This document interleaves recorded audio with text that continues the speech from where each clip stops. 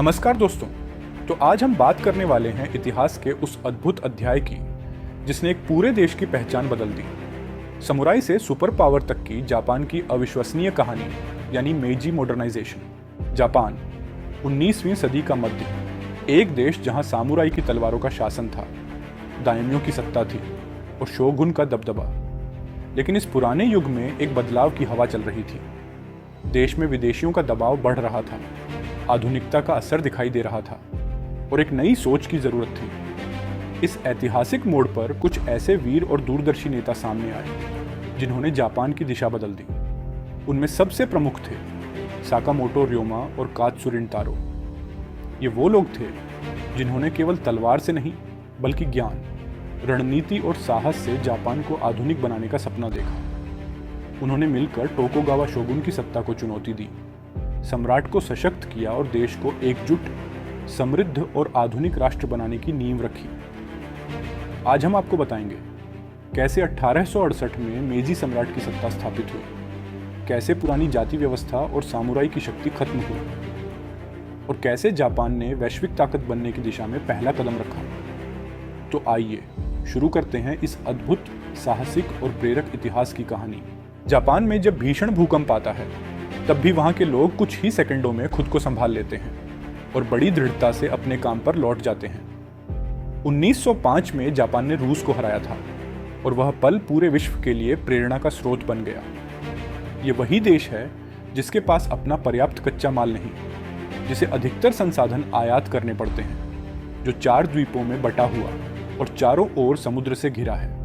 फिर भी जापान ने स्वयं को दुनिया की सबसे मजबूत आर्थिक शक्तियों में एक के रूप में स्थापित कर दिखाया। इतिहास की पलक झपकते ही जैसे जापान बदल गया। 1853 से 1868 मात्र 15 वर्षों में एक ऐसा राष्ट्र जो मध्ययुगीन व्यवस्थाओं में जकड़ा हुआ था, अचानक जाग उठा। उसे महसूस हुआ कि समय बदल रहा है और यदि कदम नहीं बदले तो पीछे रह जाना तय है। इस परिवर्तन के दौरान वहां आंतरिक संघर्ष भी हुए और वह संघर्ष आसान नहीं था। लेकिन मैं इस जटिल कहानी को आपके लिए जितना संभव हो उतना सरल और सीधा साधा बनाकर बताने की कोशिश करूंगा। उस दौर में जापान की समाज व्यवस्था और शासन लगभग पूरी तरह मध्ययुगीन ढांचे में बंधा हुआ था। लेकिन फिर सवाल उठा, आखिर में मेजी मॉडर्नाइजेशन पुनर्स्थापना की जरूरत क्यों पड़ी? क्योंकि समय ने स्वयं जापान को संकेत दिया था कि बदलाव अनिवार्य है। समुराई समुदाय जो सदियों से योद्धा के रूप में पहचाने जाते थे, आगे चलकर उद्यमी बने। समाज में समानता का विचार बढ़ा। हमारा उत्पाद, हमारी सेवा और हमारी वैश्विक पहचान, और यह सब सर्वोत्तम स्तर पर। यह सोच जापानी समाज की नसों में उतरने लगी। पश्चिम से आया विज्ञान, तकनीक और आधुनिक दुनिया का दबाव जापान ने साफ महसूस किया और सचमुच पलक झपकते ही देश बदल गया। इतना बदल गया कि चमत्कार जैसा लगता है। जापान ने अपनी पुरानी जातिगत व्यवस्थाओं को पीछे छोड़ दिया और समानता को अपनाया। समुराई केवल योद्धा नहीं रहे, वे आगे चलकर उद्योगों के स्तंभ बने, जो बाद में जाइबात्सु जैसे बड़े व्यावसायिक समूहों में बदल गए। और इसी सोच ने जापान को वह आत्मविश्वास दिया कि जापानी उत्पाद का मतलब ही है उत्कृष्टता। गुणवत्ता पर इस राष्ट्र का गर्व आज भी झलकता है। जरा सोचिए, जापान शब्द सुनते ही आपके मन में क्या क्या छवियां उभरती हैं। हमारे दिमाग में कई तस्वीरें एक साथ तैरने लगती हैं। हम सामुराई की वीरता को याद करते हैं और यह भी समझते हैं कि आधुनिक जापान बनने से पहले वहाँ एक कठोर जाति व्यवस्था थी जिसमें सामुराई उच्च वर्ग माने जाते थे। लेकिन बदलते समय की नब्ज पहचान कर उन्हीं सामुराई योद्धाओं ने अपने विशेषाधिकार छोड़ दिए, असमानताओं को खत्म किया और एक समानतापूर्ण समाज बनाने की पहल खुद आगे आकर की। यहीं से आधुनिक जापान की नींव और मजबूत हुई। आज भी जब जापान का नाम आता है तो भूकंप की छवि सबसे पहले मन में आती है। लेकिन दुनिया में बिल्डिंग कंस्ट्रक्शन की अत्याधुनिक तकनीक अपनाने में जापान ने भूकंप को ही अपने विज्ञान का केंद्र बना लिया। उन्होंने ऐसी इमारतें और ऐसा आर्किटेक्चर विकसित किया कि भयंकर भूकंप आने पर भी कुछ सेकंड का कंपन महसूस होता है और फिर जीवन सामान्य रूप से चलता रहता है। तेज रफ्तार रेल, बुलेट ट्रेनें और उनका समय पालन, ये सभी जापान की छवि का हिस्सा बन चुके हैं। और इस सब के बीच खड़ा है फूजियामा, वह महान ज्वालामुखी जो अब शांत है पर पूरी तरह समाप्त नहीं। पुराने समय में इसे देवता की तरह पूजते थे। यही ज्वालामुखी, यही भूकंप, यही सामुराई, इन सब की धारा मिलकर हमें वह जापान दिखाती है जिसका आज पूरी दुनिया सम्मान करती है। जब 1905 में जब जापान ने रूस को पराजित किया, वह क्षण पूरी दुनिया के लिए एक अप्रत्याशित प्रेरणा बन गया। पहली बार ऐसा हुआ कि एक एशियाई देश ने एक यूरोपीय शक्ति को हरा दिया। आधुनिक युद्ध रणनीति के अनुसार यह एक बेहद महत्वपूर्ण और प्रेरणादायक घटना थी। बाद में जब हम इसका अध्ययन करते हैं तो एक दिलचस्प तथ्य सामने आता है। एशियाई देशों की नज़र में रूस को अक्सर यूरोपीय माना जाता है, जबकि कई यूरोपीय देश रूस को पूर्णतः यूरोपीय नहीं मानते, वे उसे एशियाई झुकाव वाला राष्ट्र कहते हैं। फिर भी 1905 का यह रूस जापान युद्ध निस्संदेह दुनिया के अनेक देशों के लिए प्रेरणा का स्रोत बना और उसकी यही ऐतिहासिक छवि हमारे मन में उभरती है। अकीरा कुरोसावा, ये नाम विश्व सिनेमा में एक अलग ही सम्मान रखता है। उन्हीं की बनाई फिल्म सेवन समुराई ने दुनिया भर में पहचान बनाई। यदि आपने हॉलीवुड की बेहतरीन फिल्में देखी हो तो द मैग्निफिसेंट सेवन आपको जरूर याद होगा, जो इसी जापानी क्लासिक का शानदार रूपांतरण है। यूल ब्राइनर ने इसमें मुख्य भूमिका निभाई थी। कहानी कुछ यूं है, एक छोटा सा गांव लगातार डाकुओं के अत्याचार से परेशान है। सुरक्षा की कोई व्यवस्था नहीं और हर हमले के साथ भय बढ़ता जाता है। तब गांव वाले निर्णय लेते हैं कि यदि उन्हें खुद को बचाना है तो किसी कुशल योद्धा की मदद लेनी ही होगी। वे एक समुराई के पास जाते हैं और उससे अपनी रक्षा की विनती करते हैं। वह समुराई विभिन्न युद्ध कौशल में निपुण 7 योद्धाओं को चुनता है, उन्हें गांव लाता है, डाकुओं से मुकाबला करता है, विजय दिलाता है और फिर अपना कर्तव्य पूरा होने पर चुपचाप वहां से विदा हो जाता है। द्वितीय विश्व युद्ध का समय जापान के इतिहास का सबसे तूफानी अध्याय। सैन्यवाद, धुरी राष्ट्रों में शामिल होना, जनरल टोजो का उदय, पर्ल हार्बर पर हमला, एशियाई देशों में जापानी सेना के अत्याचार, मांचूरिया पर कब्जा और अंततः हिरोशिमा तथा नागासाकी पर गिराए गए परमाणु बम, इन सब ने इस राष्ट्र को पूरी तरह तोड़कर रख दिया। युद्ध समाप्त हुआ, जापान ने आत्मसमर्पण किया, सम्राट की निरंकुश सत्ता समाप्त हो गई और देश एक आधुनिक लोकतंत्र में परिवर्तित हो गया। लेकिन सोचिए, इतना बुरी तरह भयभीत और टूट चुका एक देश, जिसके पास अपना कच्चा माल तक नहीं, जिसकी भूमि में लोहे जैसी मूलभूत धातुएं भी नहीं मिलती, वही देश कच्चा लोहे का आयात करता है, उसे उच्च गुणवत्ता वाले स्टील में बदलता है और फिर उसी स्टील से बनी बेहतरीन कारें पूरे विश्व में बेचता है। उनकी गुणवत्ता इतनी उच्च होती है कि अमेरिकी उद्योगपति तक जापान को प्रतियोगी नहीं बल्कि खतरा समझने लगते हैं। जापान के पास दूसरे विश्व युद्ध के बाद अपना बड़ा सैन्य बल नहीं रहा, फिर भी जापान की प्रगति स्वयं एक शक्ति बनकर उभरती है। जिस देश के पास कच्चे संसाधन नहीं, जिसे हर चीज आयात करनी पड़ती है, जो 4 द्वीपों में बटा हुआ है और चारों ओर समुद्र से घिरा है, वही देश विश्व की प्रमुख आर्थिक शक्तियों में खड़ा होता है। हिरोशिमा और नागासाकी, आज भी वहां अणुबम की यादें संग्रहालयों में सुरक्षित रखी जाती हैं। बाकी क्या बचा होगा जब पूरा शहर खंडहर में बदल गया होगा। और फिर भी यही देश आगे चलकर इतनी अत्याधुनिक तकनीक और दक्षता के साथ दुनिया के सामने एक नई सुबह की तरह उभरता है। जापान के बारे में कई कहानियां ऐसी हैं जो सुनने में ही अद्भुत लगती हैं, जैसे यह कि वहां कारखानों में लगभग कभी हड़ताल नहीं होती। जापान में किसी फैक्ट्री की शिफ्ट शुरू होने से पहले मालिक, प्रबंधन और कामगार सब एक साथ बैठकर कुछ मिनट ध्यान करते हैं और फिर शांत मन से अपना काम शुरू करते हैं। कामगारों और उद्यमी के बीच का संबंध परिवार जैसा माना जाता है। जाइबात्सु यानी बड़े औद्योगिक परिवार ये मानकर चलते हैं कि कामगार उनके अपने परिवार के सदस्य हैं, इसलिए कोई मांग कामगारों तक से आने की जरूरत ही नहीं होनी चाहिए। उद्यमी पहले ही समझ जाए कि क्या जरूरी है। यदि उन्हें समय रहते यह समझ न आए तो वे इसे अपना अपमान मानते हैं।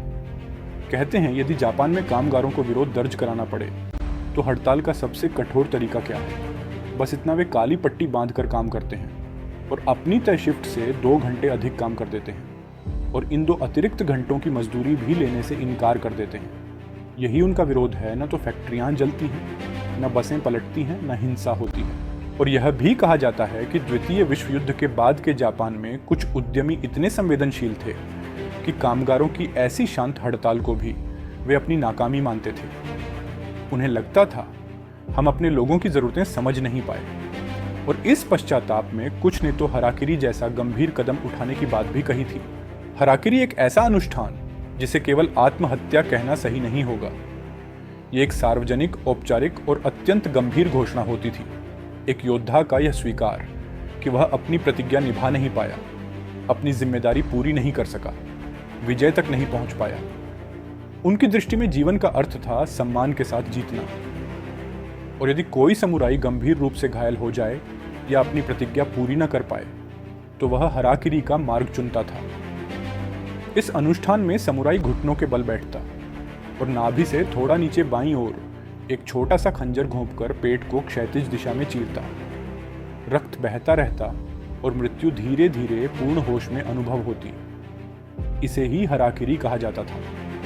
इसका कम कष्टदायक रूप यह था कि इस प्रक्रिया के बाद एक अन्य समुराई बाजू में खड़ा रहता जो एक ही बार में उसका सिर धड़ से अलग कर देता ताकि पीड़ा समाप्त हो जाए। यही था समुराई की प्रतिज्ञा का अंतिम सम्मान।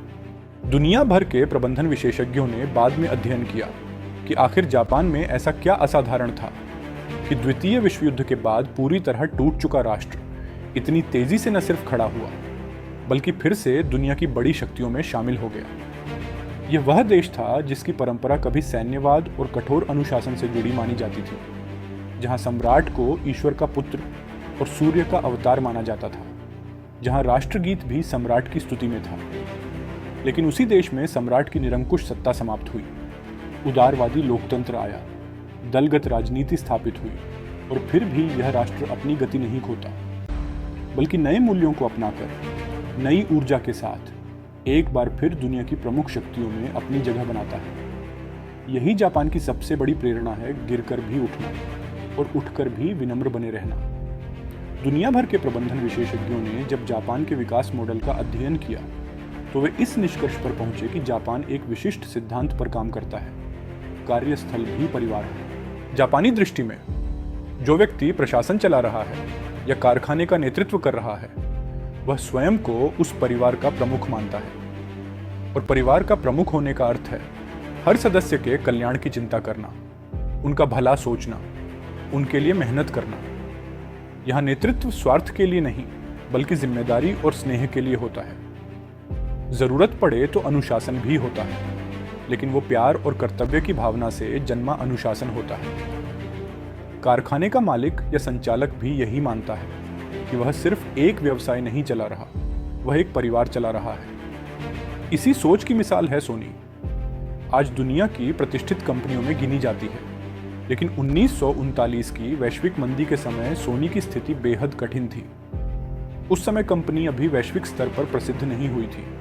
सोनी के संस्थापक अकियो मोरिता, जिन्होंने सोनी कॉरपोरेशन की नींव रखी थी, भयानक आर्थिक दबाव में थे। अमेरिका की वॉल स्ट्रीट के 1939 के गिरने के बाद जापान की अर्थव्यवस्था भी डगमगाई और सोनी भारी घाटे में चली गई। कुछ प्रबंधन विशेषज्ञों ने मोरिता को सलाह दी, तुम्हें नुकसान कम करना है तो ले ऑफ करो, काम नहीं है तो कर्मचारियों को अस्थायी रूप से घर भेज दो, काम आएगा तो फिर बुला लेना, और यदि बचत करनी है तो रिट्रेंचमेंट करो, कर्मचारियों को निकाल ही दो। लेकिन मोरिता, जिसके सामने पूरी कंपनी डूबने का खतरा खड़ा था, ने दृढ़ता से जवाब दिया, मैं अपने कर्मचारियों को न निकाल सकता हूं और न अस्थायी रूप से घर भेज सकता हूं। जब तक मैं उनके परिवारों के लिए दूसरी व्यवस्था सुनिश्चित नहीं कर देता, तब तक उन्हें नौकरी से हटाना मेरा अधिकार ही नहीं है।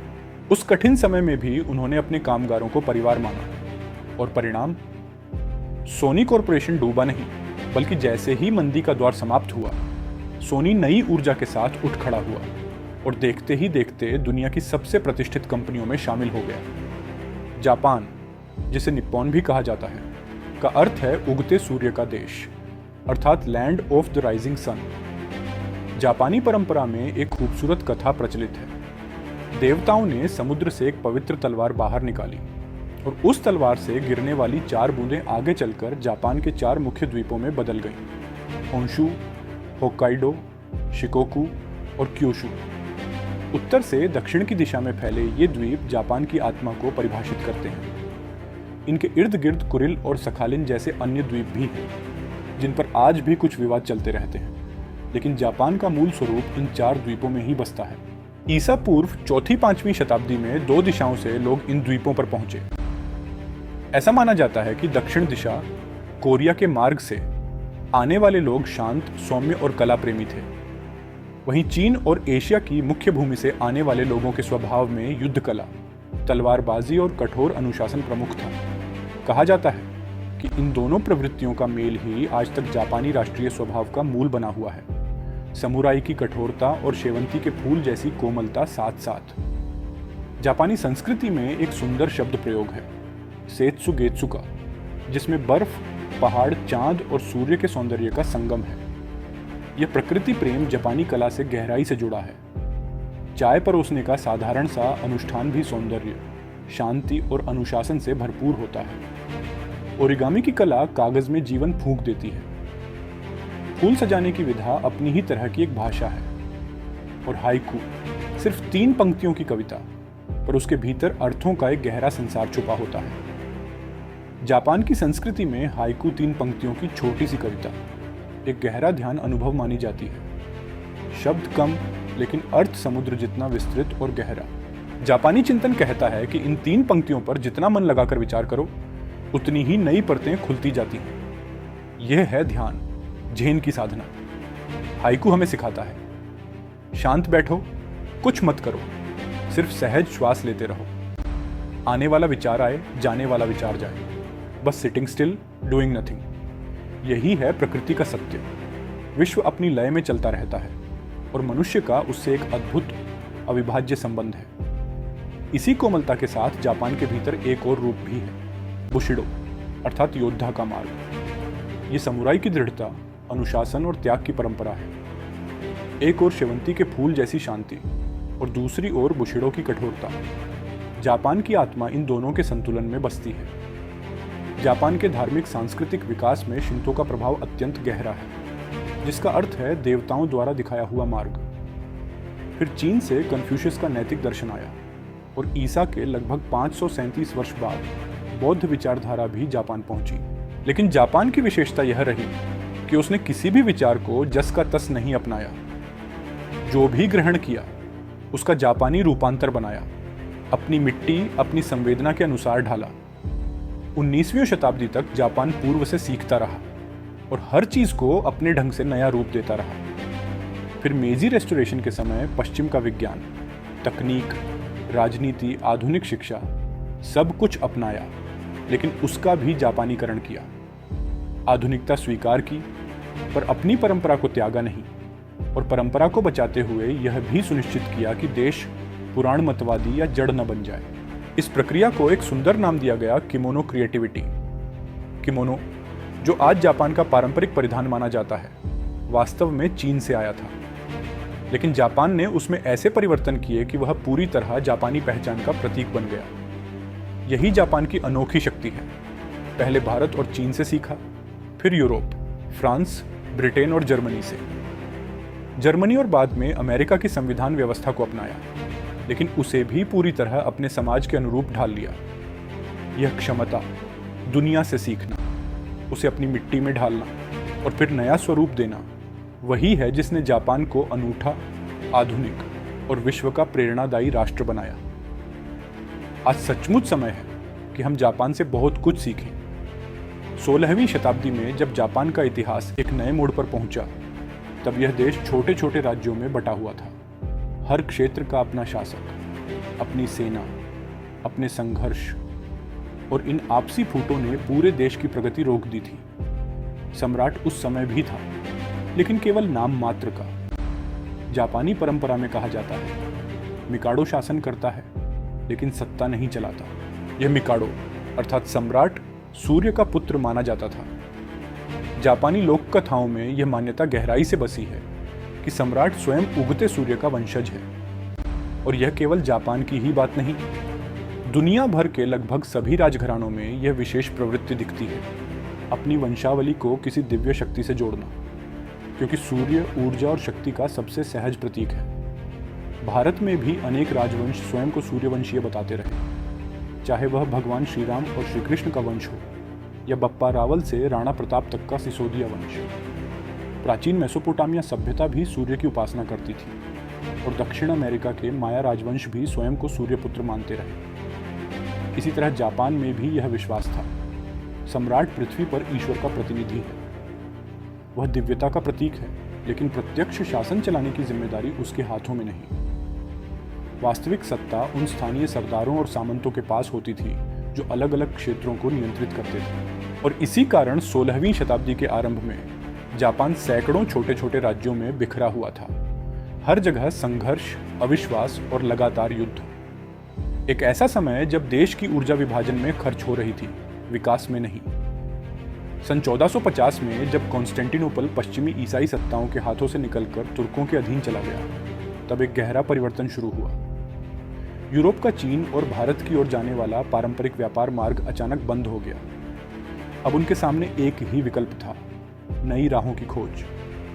और इन्हीं खोज यात्राओं के दौर में यूरोप में विज्ञान और तकनीक तेजी से आगे बढ़ रही थी। पृथ्वी गोल है, ये समझ आते ही खोजी यात्राएं और साहसिक बन गई। भारत की ओर पहुंचने की कोशिश करते करते पुर्तगाली, डच, ब्रिटिश और फ्रांसीसी समुद्री यात्री अंततः जापान के तटों तक भी पहुंच गए। 16वीं शताब्दी का वह समय।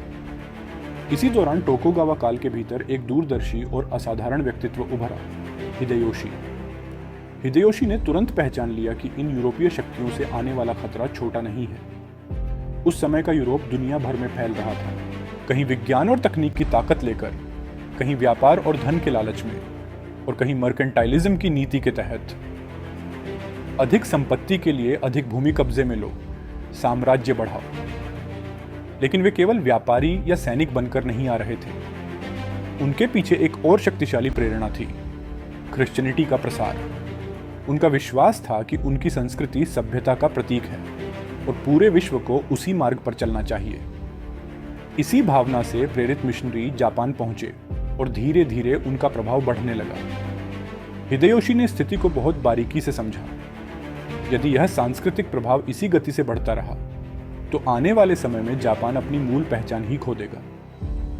और यही वह क्षण था जब जापान को निर्णय लेना पड़ा कि वह अपनी परंपराओं की रक्षा कैसे करेगा। लेकिन 17वीं शताब्दी के आरंभ तक हिदेयोशी और बाद में टोकुगावा को यह स्पष्ट हो गया था कि यदि जापान को अपनी पहचान बचानी है तो निर्णायक कदम उठाना ही पड़ेगा।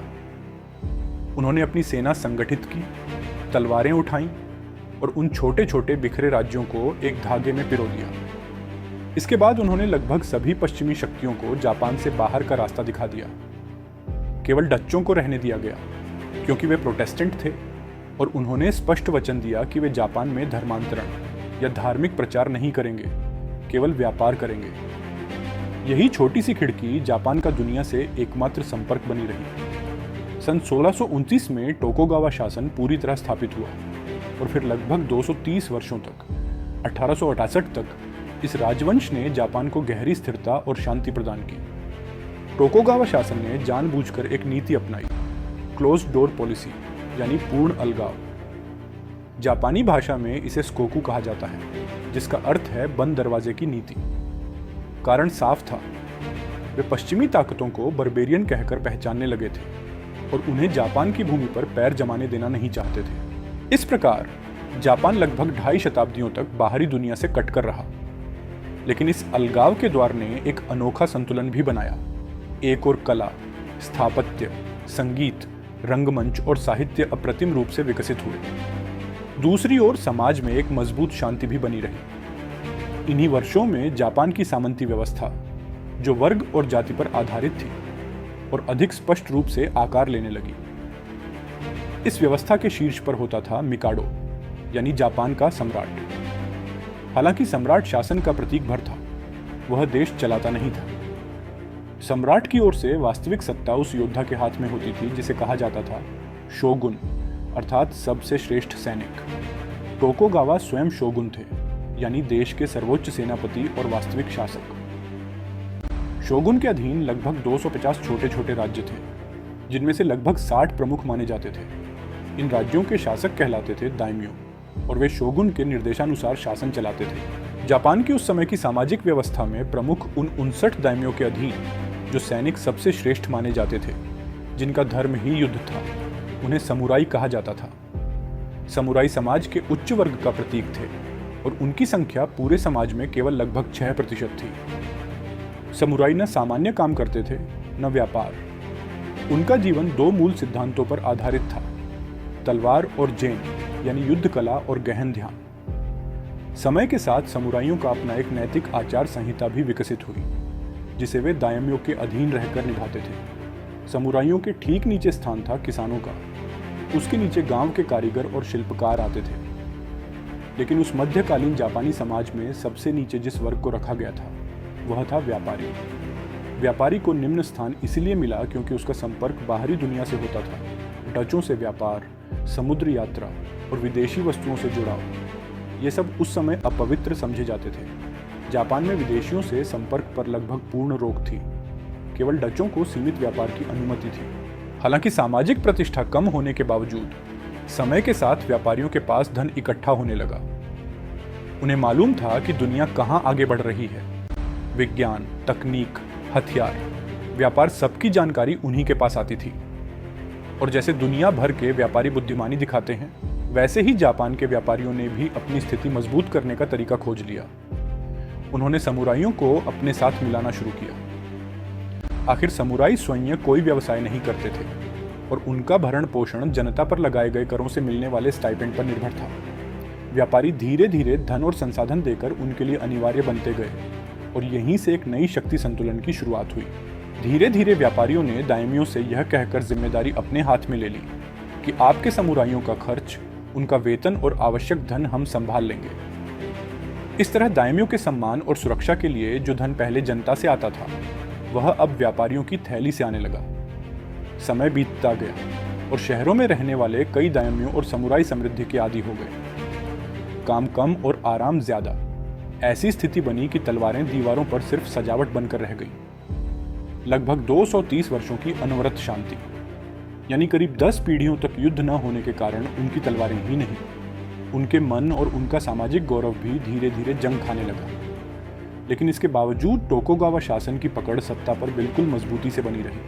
फिर आया वर्ष 1868, पहला बड़ा झटका। हालांकि यह शुरुआत थी, असली तूफान तो आगे आने वाला था। इस हल्की सी आंच ने भी पूरी राज्य व्यवस्था को हिला दिया, जैसे किसी पत्तों के महल को एक छोटी सी हवा भी गिरा देती है। 2 सदियों की शांति ने इस व्यवस्था को भीतर ही भीतर इतना खोखला बना दिया था कि थोड़ी सी चोट से वह कंपाने लगी और धीरे धीरे बिखरने लगी। इन वर्षों में शोगन सम्राट की ओर से शासन चलाते थे और जापानी शासकों के स्वभाव में जो कठोरता, अनुशासन और निर्णय की तीक्ष्णता थी, उसने टोकुगावा शासन को एक अनोखी व्यवस्था दी, ओलिस बनाकर रखने की नीति। जापान का असली सम्राट, जिसे मिकाडो कहा जाता था, क्योटो में रहता था, जो पारंपरिक रूप से साम्राज्य की राजधानी मानी जाती थी। लेकिन शासन वहीं से नहीं चलता था। वास्तविक सत्ता एडो में थी, टोकुगावा की राजधानी। वही एडो बाद में दुनिया के सामने टोक्यो के नाम से जाना गया। ईडो कासल यानी ईडो का विशाल राजवाड़ा, यहीं से टोकुगावा शासन पूरे जापान पर नियंत्रण रखता था। दायमियों के लिए एक सख्त व्यवस्था बनाई गई थी।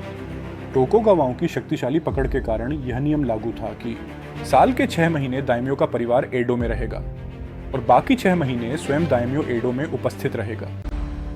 उनके परिवार पर नजर शोगुन की, और जब दायमियों स्वयं एडो में रहता तब उसकी गतिविधियों पर भी सख्त निगरानी रखी जाती। यह एक प्रकार की ओलिस व्यवस्था थी, जिसे जापानी में सानकिन कोताई कहा जाता है। अर्थ, तुम्हारे प्रियजन हमारे पास हैं, इसलिए किसी तरह की बगावत या चालाकी करने का विचार भी मत करना। राजस्व भी इसी नियंत्रण के तहत चलता था। अपने राज्य से जो कर एकत्र करो, उसका एक हिस्सा अपने पास रखो, लेकिन बाकी निश्चित रूप से शोगुन की केंद्रीय तिजोरी में जमा करना अनिवार्य। साल के 6 महीने परिवार एडो में, अगले 6 महीने दायमियों स्वयं एडो में। यह लगातार आगे पीछे चलने वाला कठोर चक्र था। यह व्यवस्था टोकुगावा शासन की उस लोहे की पकड़ का प्रतीक थी जिसने जापान को 2.5 सदियों तक स्थिरता दी। और अब इसी सामाजिक और राजनीतिक व्यवस्था में जन्म लेती है जापानी इतिहास की एक अद्भुत कथा, 47 रोनिन की कहानी। जापानी में रोनिन उन समुराइयों को कहा जाता है जिनके दायमियों की मृत्यु हो जाती है या जिन्हें किसी कारणवश उनके स्वामी से मुक्त कर दिया जाता है। यानी अब वे किसी दायमियों के अधीन नहीं, न कोई नौकरी, न कोई कर्तव्य। ऐसे समुराइयों को ही रोनिन कहा जाता है। आकी नाम का एक किला था और उसके दायम्यो थे असानो ताकुमी नो कामी। उनके साथ ही एक और दायम्यो थे कामेई सामा। 18वीं सदी की शुरुआत में इन दोनों के पास शोगुन का एक महत्वपूर्ण संदेश पहुंचा। संदेश यह था कि सम्राट मिकाडो के विशेष दूत एडो कासल में शोगुन से मिलने आने वाले हैं। सम्राट के दूत का स्वागत करना एक अत्यंत विधिसम्मत और जटिल प्रक्रिया थी। हर मुद्रा, हर कदम, हर शब्द सब परंपराओं के तहत तय किए गए थे। शोगुन की ओर से इस पूरे स्वागत समारोह की जिम्मेदारी असानो और कामेई इन दोनों दायमियों को सौंपी गई। सम्राट के दूत को कैसे संबोधित करना, कैसे झुकना, किस क्रम में क्या बोलना, इन सभी बारीकियों की शिक्षा देने के लिए एक अधिकारी पहले से नियुक्त था। उस अधिकारी का नाम था किरा कोत्सुके नोसुके। दोनों दायमियों, जो स्वयं समुराई भी थे, विनम्रता पूर्वक किरा के पास प्रशिक्षण लेने पहुंचे। लेकिन समस्या यह थी कि किरा एक भ्रष्ट अधिकारी था। उसे अपेक्षा थी कि यह दायमियों उससे सीखने से पहले उसे महंगी रिश्वतें दें, उपहार दें, जैसा कि वह दूसरों से करवाया करता था। असानो और कामेई ईमानदार, सीधे स्वभाव के थे। उन्होंने शिष्टाचार के अनुसार कुछ औपचारिक भेंटें अवश्य दी, परंतु वे किरा की लालच भरी अपेक्षाओं को संतुष्ट नहीं कर सकी। परिणाम यह हुआ कि किरा ने दोनों का राज दरबार में बार बार अपमान करना शुरू कर दिया। तुच्छ भाव से बात करना, व्यंग्य करना, उन्हें अपमानित करना, यह सब खुलकर होने लगा। जापानी सामंती संस्कृति में सम्मान सर्वोच्च था। वहां किसी भी छोटे से अपमान की भी गूंज इतनी गहरी होती थी कि वह या तो किसी का जीवन ले सकती थी या किसी को अपना जीवन देने पर मजबूर कर सकती थी। ऐसी संवेदनशील और सम्मान प्रधान संस्कृति में किरा कोत्सुके नोसुके लगातार इन दोनों दायमियों का अपमान कर रहा था। असानो ताकुमी नो कामी स्वभाव से शांत और संयमी थे, लेकिन कामेई सामा का स्वभाव कुछ तेज था, अपमान सहन न करने वाला। एक दिन किरा ने सीमा पार कर दी। अपमान इतने खुले पड़ाने और कटुता पूर्वक किए गए कि कामेई सामा बुरी तरह तिलमिला उठे। वे क्रोध से कांपते हुए अपने निवास पर लौटे, कदमों में तड़ातड़ और चेहरे पर भभकता आक्रोश। अपने विश्वस्त अधिकारियों व कार्यकारिणी के सामने उन्होंने उत्तेजना से कहा, अब यह सहन नहीं होगा, उसे मार ही देना चाहिए। इस अपमान का यही उत्तर है। कामेई सामा अच्छी तरह जानते थे कि किसी अधिकारी की हत्या करना अपराध है और हत्या के बाद हराकिरी अर्थात स्वेच्छा से अपनी मृत्यु स्वीकार करना अनिवार्य दंड होगा। फिर भी वे तैयार थे। उनकी दृष्टि में अपमान का प्रतिकार करना और उसके परिणाम स्वरूप प्रायश्चित स्वरूप मृत्यु स्वीकारना यह समुराई का धर्म था। लेकिन कामेई सामा का सहकारी अत्यंत बुद्धिमान व्यक्ति था। उसने शांत स्वर में कहा, जो आप कह रहे हैं उसमें तर्क है। अपमान वास्तव में असहनीय है, परंतु भावनाओं में आकर इतना बड़ा निर्णय तुरंत लेना ठीक नहीं। हम ऐसा करें, यदि किरा आपको एक बार और इसी तरह अपमानित करे, तब आप उसे वहीं समाप्त कर दें। कम से कम यह अंतिम अवसर स्वयं को भी दें और स्थिति को भी। उसने एक गहरी रणनीति सुझाई, जिससे कामेई सामा का आवेग भी शांत हो जाए और कोई गंभीर कदम केवल तभी उठे जब किरा सचमुच हद पार कर दे। कोत्सुके नोसुके की ओर से होने वाला अपमान लगातार बढ़ता ही जा रहा था। एक दिन किसी प्रशिक्षण सत्र के खत्म होने के बाद उस कोत्सुके नोसुके ने असानो ताकुमी नो कामी से कहा, मेरे जूते का फीता खोलो और बांध दो। एक दायम्यो के लिए यह सबसे बड़ा और असहनीय अपमान था। फिर भी असानो ने धैर्य रखकर झुकना स्वीकार किया, क्योंकि उनके मन में यह था कि अंततः यह व्यक्ति सम्राट के दूत के स्वागत की परंपराएं ही सिखा रहा है। लेकिन जब वह झुककर उस फीते को बांध रहे थे, तभी कोत्सुके नोसुके ने फिर से उनका अपमान किया और इस बार वह सीमा पार कर गया। यह असानो ताकुमी नो कामी की अंतिम सहनशीलता की रेखा थी।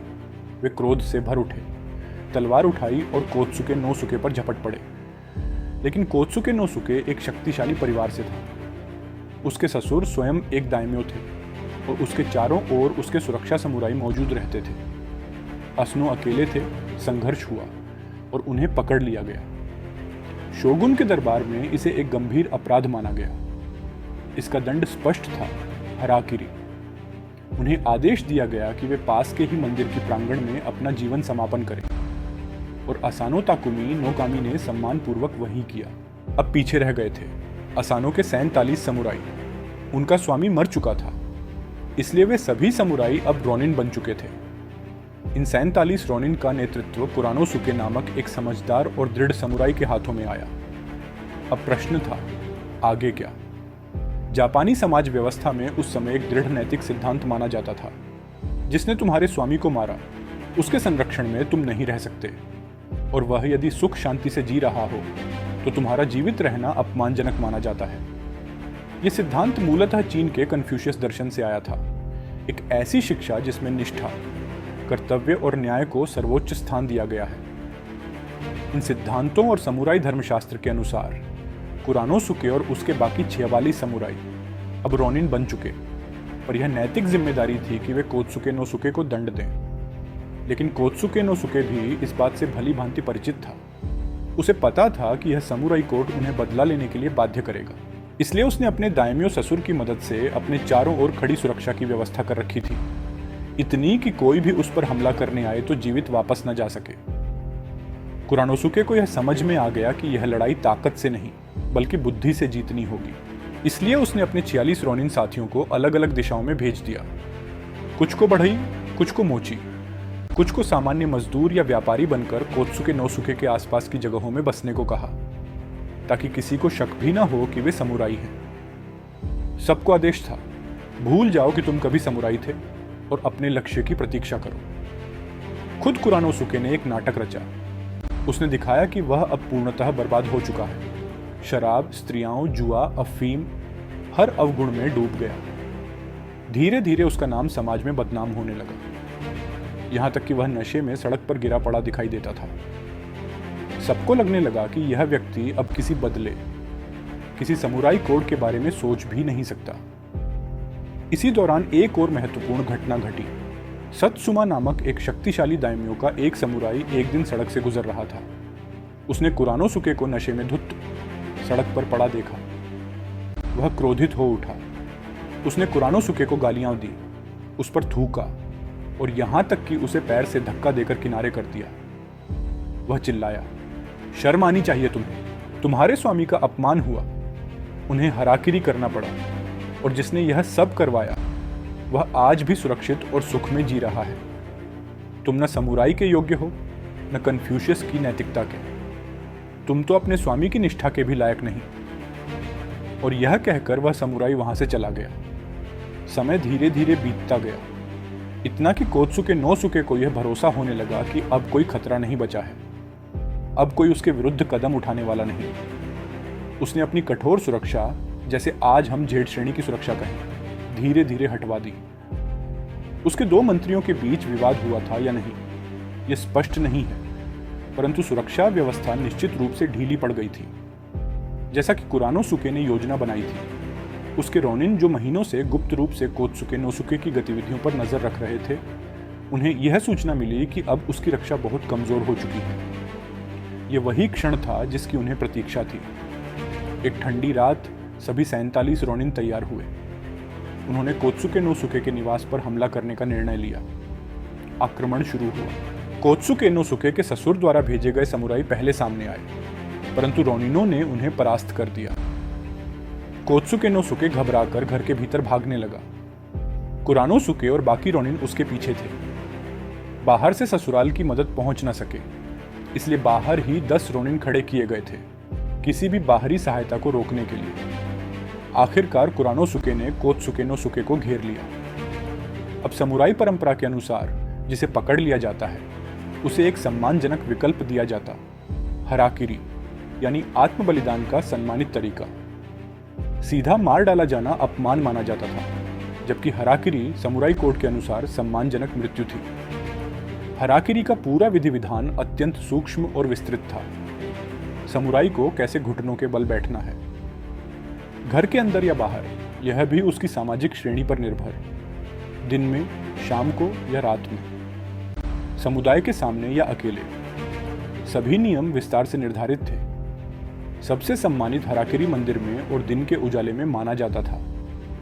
समुराई घुटनों पर बैठता, नाभि के नीचे बाईं तरफ छोटा खंजर घोंपता, पेट को दाएं की ओर काटता और फिर आगे झुककर मृत्यु को स्वीकार करता। उसके पीछे खड़ा उसका साथी, जिसे कैशाकू कहा जाता, उसे अंतिम क्षण में सर काटकर पीड़ा से मुक्त करता। यह कार्य उसका शिष्य या निकटतम सहयोगी करता, क्योंकि यह सिर्फ हत्या नहीं बल्कि एक पवित्र कर्तव्य माना जाता था। हराकिरी से पहले समुराई एक छोटा सा भाषण भी देता था, आभार का, स्वीकारोक्ति का, कि उसने जीवन में कहाँ चूक की, और वह इस दंड को सम्मानपूर्वक स्वीकार करता है। यह मृत्यु नहीं, कर्तव्य और सम्मान का अंतिम विधान था।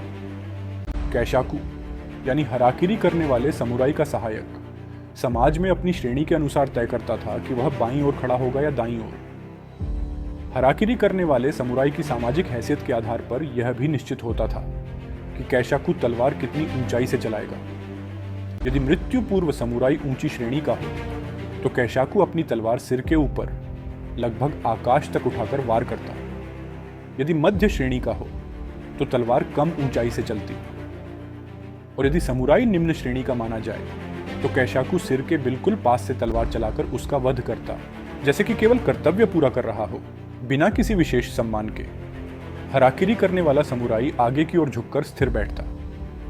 पीछे की ओर गिरकर प्राण जाना अपमान माना जाता था, क्योंकि आदर्श मृत्यु में शव आगे की ओर ही गिरना चाहिए।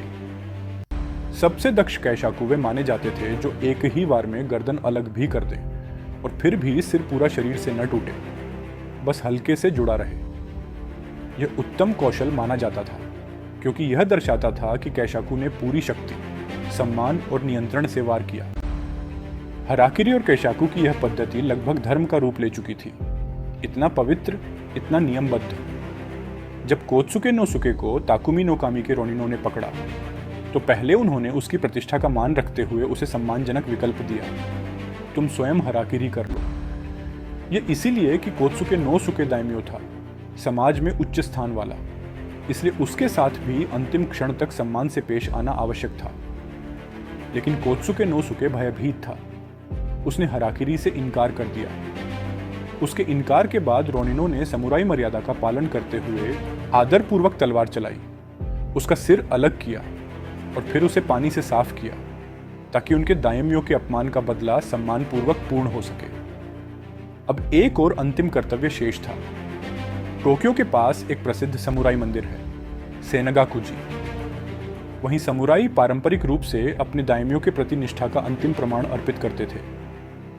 47 रोनिन वह सिर लेकर सेनगाकुजी मंदिर पहुंचे, उसे वहां अर्पित किया और फिर वहीं रुककर सरकार के समक्ष स्वयं को समर्पित कर दिया।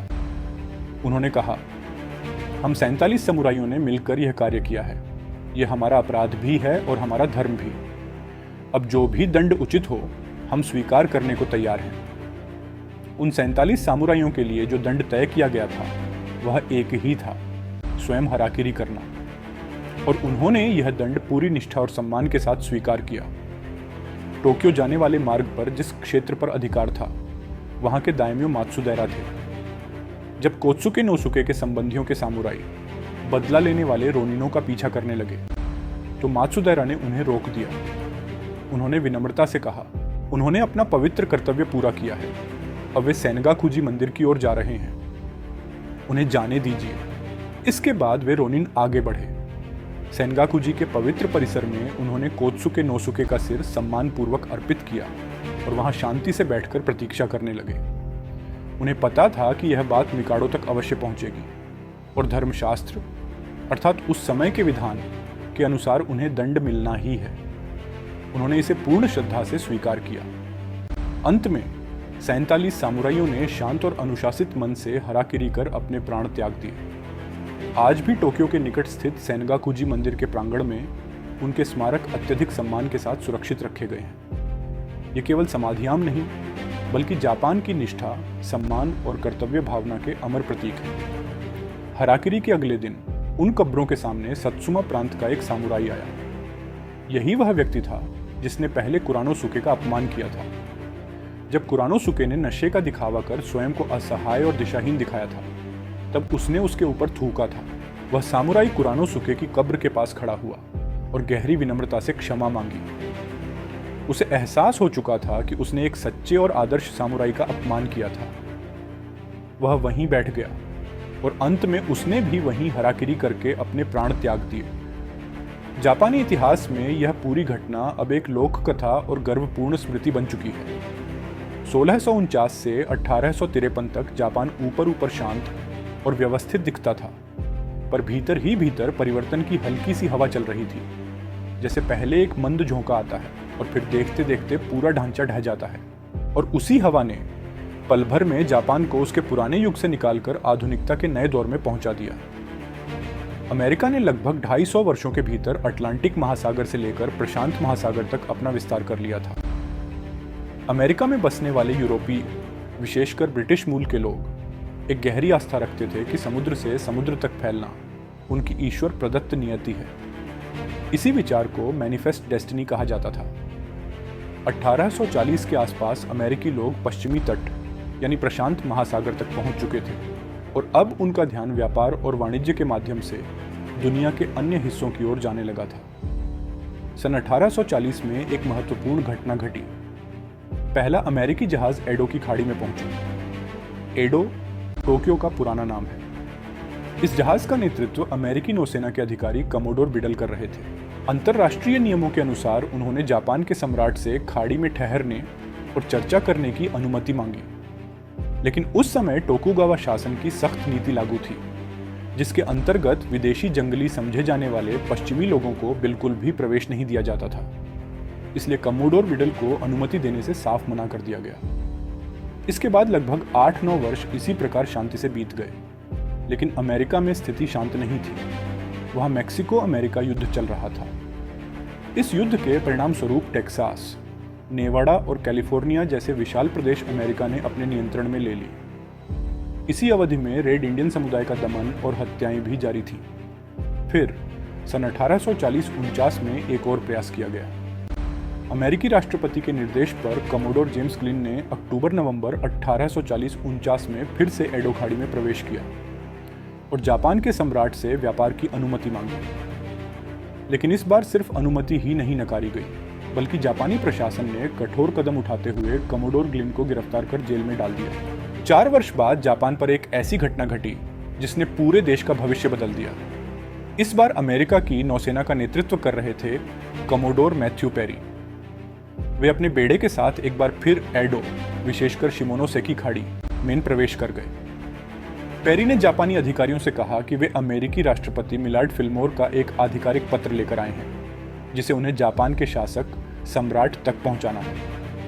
इसलिए उन्हें खाड़ी में प्रवेश की अनुमति दी जाए। जैसा पहले होता आया था, वैसे ही इस बार भी विदेशी जंगली लोगों को अनुमति देने से इनकार कर दिया गया। लेकिन इस बार स्थिति पहले जैसी नहीं रही। कमोडोर पेरी ने जापान की चेतावनी को बिल्कुल गंभीरता से नहीं लिया।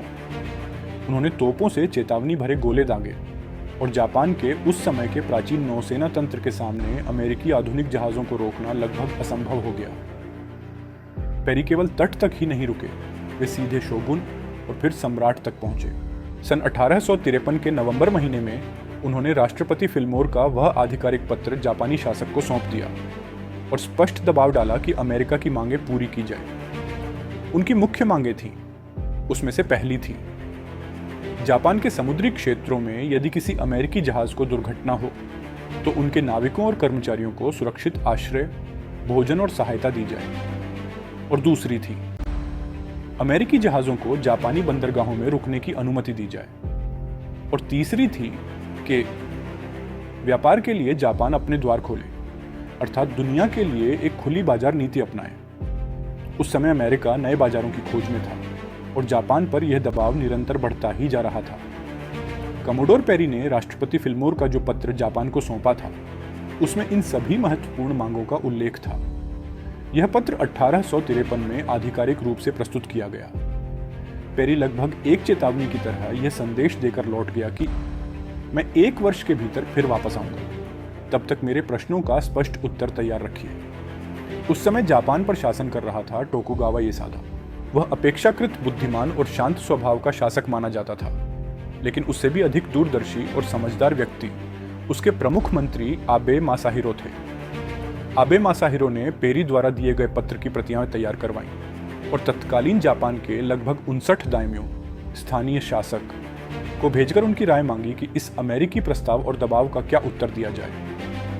1853 का जापान और उसके दायम्यों आंखें मूंद कर शासन नहीं कर रहे थे। उन्हें पता था कि उनकी खाड़ी के ठीक पार चीन में क्या चल रहा है। यूरोपीय शक्तियां चीन को एक एक टुकड़ा करके तोड़ रही थी। ये बात जापानी शासक अच्छी तरह समझ चुके थे। डच व्यापारी, विदेशों से आने वाले सौदागर अथवा अन्य अप्रत्यक्ष संपर्कों के माध्यम से वे यह जान चुके थे कि पश्चिमी देशों की तोपें, उनके जहाज, उनका दारूगोला और उनका नौसैनिक बल, इन सब की ताकत अत्यंत भयावह और असामान्य थी। जापानी दाइम्यो ये समझ चुके थे कि अगर जापान युद्ध छेड़ता तो वह आधुनिक शक्तियों के सामने टिक नहीं पाता। ये कड़वी सच्चाई स्वीकार करने के अलावा उसके पास कोई विकल्प नहीं था। आबे मासाहिरो ने टोकुगावा शासन की ओर से कुल 59 दाइम्यों को पत्र भेजा। इन पत्रों के साथ अमेरिका के फिल्मोर का पत्र भी संलग्न था और सभी दाइम्यों से उनकी प्रतिक्रिया मांगी गई थी।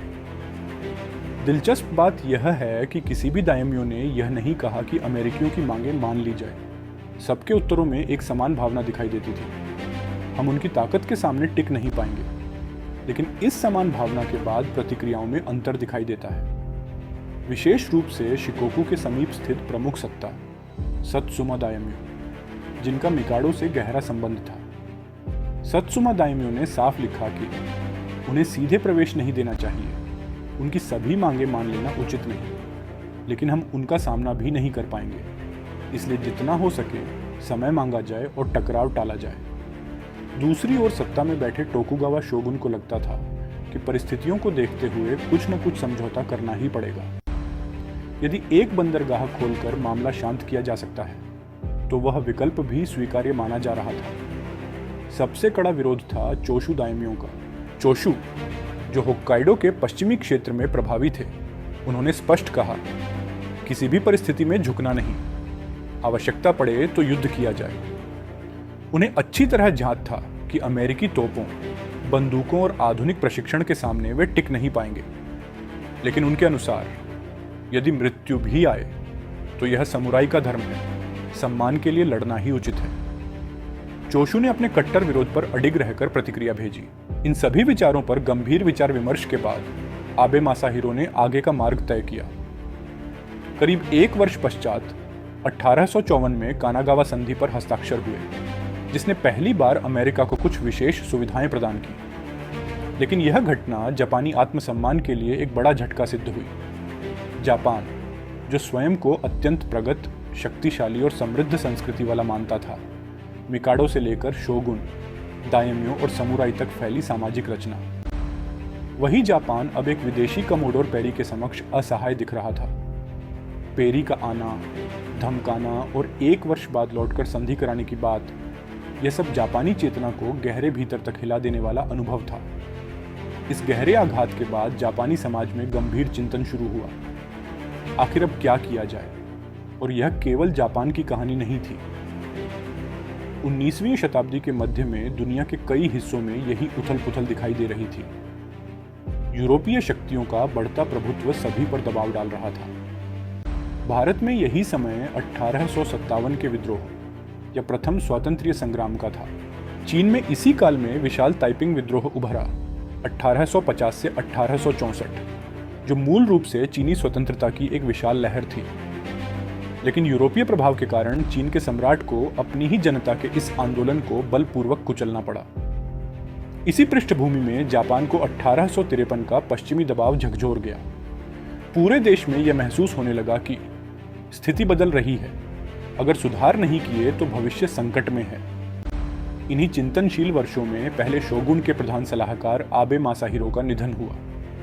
उनके स्थान पर नए प्रधान बने होट्टा मासायोशी, परंतु वे स्वभाव से अनिश्चित थे।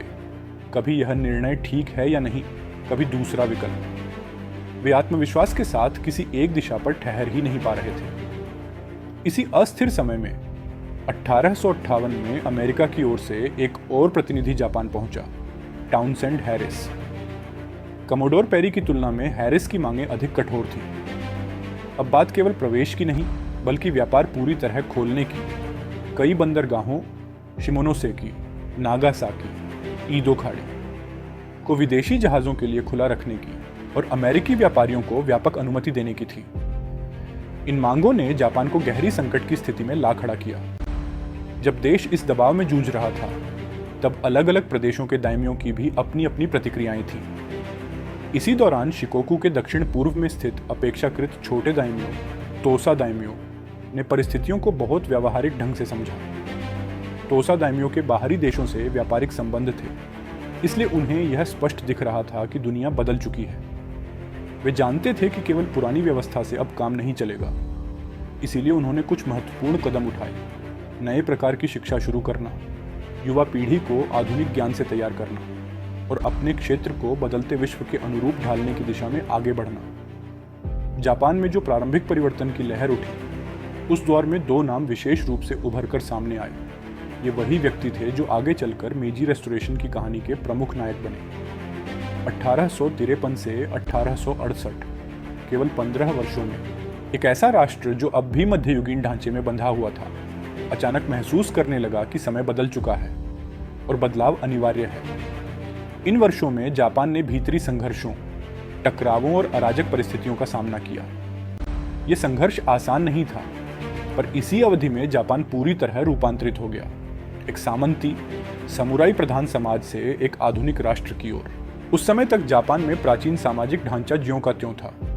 समुराई व्यवस्था, ऊंच नीच का कठोर विभाजन, मिकाडो सम्राट का पारंपरिक पद और वास्तव में सत्ता शोगुन के हाथों में। समय के उस मोड़ पर सम्राट कामेई वृद्ध और मृत्यु के कगार पर थे, लेकिन प्रतीकात्मक रूप से सिंहासन पर विराजमान थे। वास्तविक शासन शोगुनत चलाता था, जिसे बाकुफू कहा जाता था, अर्थात सैन्य शासन। वहीं क्षेत्रीय दाइम्यो को हान कहा जाता था, जो मूलतः चीन से आया शब्द था। 1639 से 1868 तक टोकुगावा शोगुनों ने जो शासन व्यवस्था चलाई, वह इन्हीं दोनों तत्वों का मिश्रण थी। बाकुहान प्रणाली पहली थी, बाकुफू, इसका का मतलब केंद्रीय सैन्य सत्ता, शोगुन, और दूसरी थी हान, इसका का मतलब स्थानीय दाइम्यो द्वारा नियंत्रित राज्य।